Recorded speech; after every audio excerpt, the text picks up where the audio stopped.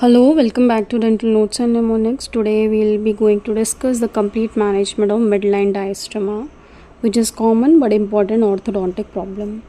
Midline diastema is defined as a space or gap between the maxillary central incisor, usually along the midline of dental arch. It may be physiological in children during the mixed dentition period, but when persisting into adolescence or adulthood, it often indicates underlying etiological factors such as abnormal frenum attachment, tooth size or arch length discrepancies, habits, or pathologies. The cause of midline diastema can be broadly classified into several categories. In the mixed dentition stage, it is often physiological and tend to close naturally with the eruption of permanent canines. A high frenum attachment, particularly a thick or hypertrophic labial frenum, can create tension that prevents space closure. Discrepancies between tooth size and arch length, such as peg-shaped lateral incisors or congenitally missing teeth, also contribute to the space. Oral habits like thumb sucking or tongue thrusting may push the teeth apart, leading to a gap. Pathological causes include the presence of mesodens or cyst in the anterior region.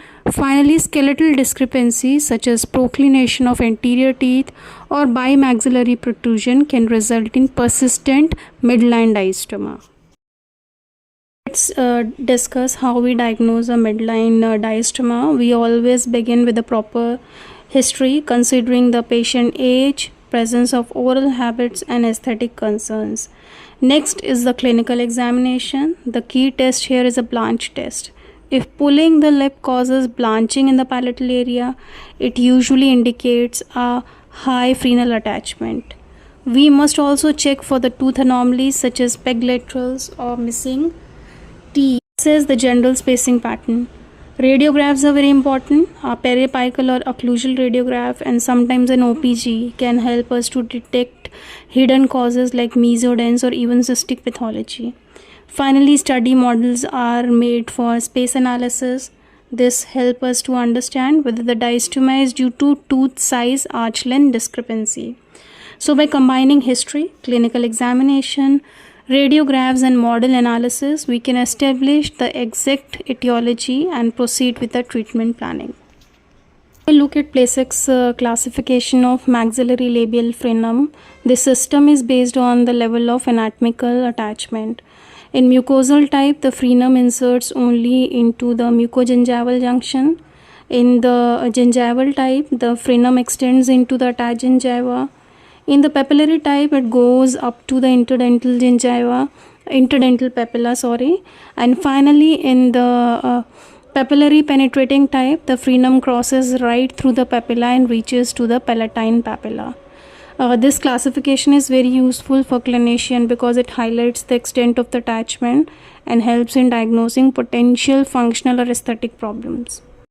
This classification helps us to guide our treatment plan. If frenum is mucosal or gingival, it is usually harmless and simple monitoring is sufficient. If the frenum is papillary, we often observe until the eruption of canine, but the orthodontic closure may be needed if the diastema persists even after the eruption of canines. In contrast, if frenum is papillary penetrating, it is strongly associated with persistent diastema. Here, a frenectomy combined with orthodontic space closure is often the treatment of choice for both function and aesthetics, and obviously to prevent the relapse after the orthodontic correction. To the management part of midline diastema, but before starting treatment for midline diastema, we must carefully evaluate a few key points. First, always consider the patient age, because some diastemas are normal and close naturally as a permanent canines erupt. Next, habits such as thumb sucking, tongue thrust, or lip sucking must be identified and corrected, otherwise the gap may reopen after the treatment. Frenum attachment plays an important role. A high frenum may require frenectomy later after the completion of the treatment.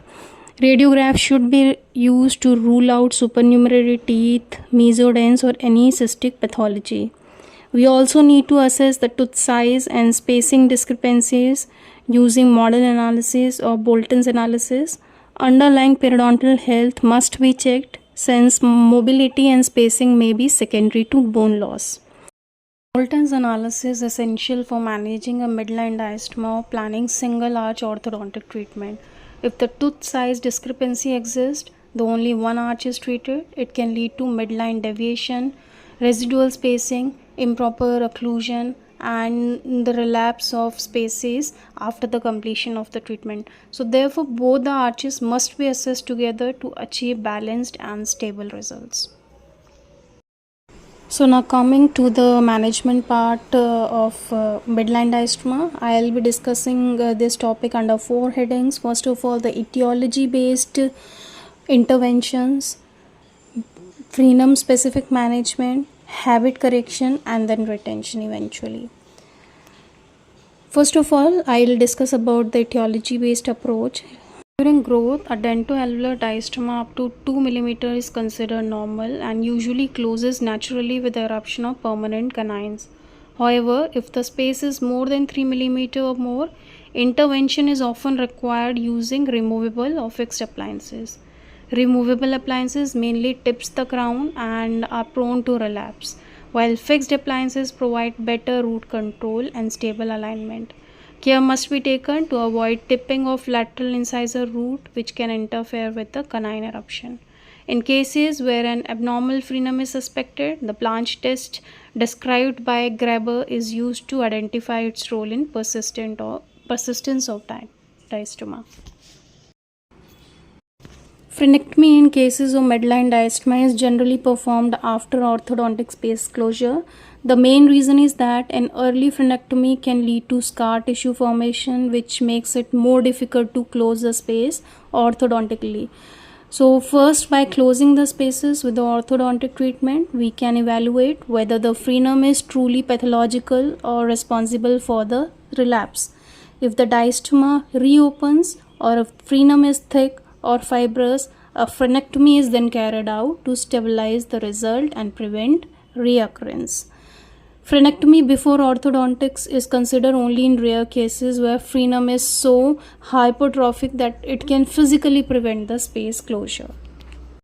If it is caused by tooth size discrepancy like peg laterals or missing teeth, we correct with restorations and orthodontic space distribution. Bolton's analysis help us to identify whether the upper and the lower teeth are proportionate.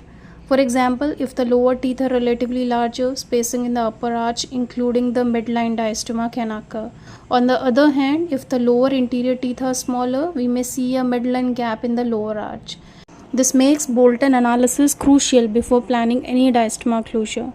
Another important factor is whether we are treating a single arch or both the arches. Most of the time, the patient with midline diastema comes with only midline diastema and the arches are well arranged and aesthetically pleasing. But patient insists to get the treatment done in one arch only.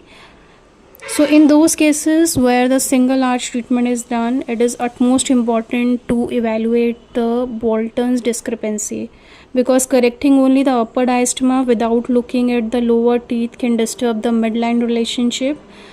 It may lead to midline shift, overjet imbalances, unstable interconspation, and eventually it may lead to the relapse of the treatment after the correction. Habits like thumb sucking, tongue thrusting essential in midline diastema management to prevent relapse and ensure stable functional and aesthetic outcome. If it is due to pathology like mesiodense or cyst, we must surgically remove it first, then align the teeth. Finally, if the cause is skeletal like bimaxillary protrusion, we need full orthodontics, sometimes even combined with surgery as well. Mucosal frenum attaches below the mucogingival junction. Usually no treatment is needed. A gingival frenum which attaches within attached gingiva often is harmless, may just need monitoring. A papillary frenum extends into interdental papilla, can cause diastema, and usually requires frenectomy after space closure.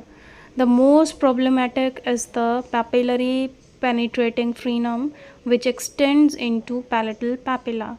This has strong association with persistent diastema and requires a frenectomy using either scalpel, electrosurgery, or laser. Managing midline diastema requires first eliminating contributing habits such as thumb sucking, tongue thrusting, or lip biting through appliances and myofunctional therapy. Objective measures including frenum assessment, surgical management if needed, orthodontic closure, proper retention, and helps to achieve stable long-term results and prevent relapse. The closure of midline diastema can be approached in four ways. First is a mesial tipping of incisors using removable appliances like hollies with finger springs or simple fixed sectional wires, generally in cases with good occlusion and economic limits, but best deferred until canal eruption. Second is mesially bodily movement with full arch appliances or sectional wires with elastomeric chains, utility arches offering better root control and managing minor flaring. Third approach is decreasing the enlarged overjet, often requiring full arch fixed appliances, sometimes with headgear, to intrude or retract the incisors, while removable appliances are limited to minor overbite cases. Diastema closure as a part of overall orthodontic treatment is best managed with fixed appliances, which provide precise control of tooth angulation, overbite, and overjet. They are effective for cases involving tooth inclination problems, deep bite, posterior collapse, or class 2 malocclusion. Class 1 relationship should be established before closing the spaces. In cases due to missing teeth, peglateral spaces can be closed orthodontically or combined with restorative materials like composite buildups or prosthetic crown. Since relapse is common, permanent retention is essential. A bonded lingual fixed retainer is preferred over the removable retainer, which risk harmful tooth movement. If fixed retention is not feasible, alternatives include partial dentures, removable appliances, prosthetic crowns, or composite restorations. Long-term success also requires good oral hygiene around the retainers. Midline diastema management is often multidisciplinary, involving orthodontics for space closure, periodontics for frenectomy in abnormal frenum, restorative or prosthodontics for reshaping and replacing teeth, oral surgery for the removal of supernumerary teeth. So this was all about midline diastema and its management. Thank you for watching. If you found this video helpful, don't forget to like, share and subscribe for more videos like this. See you in the next video. Till then, bye bye. Take care. Have a nice day.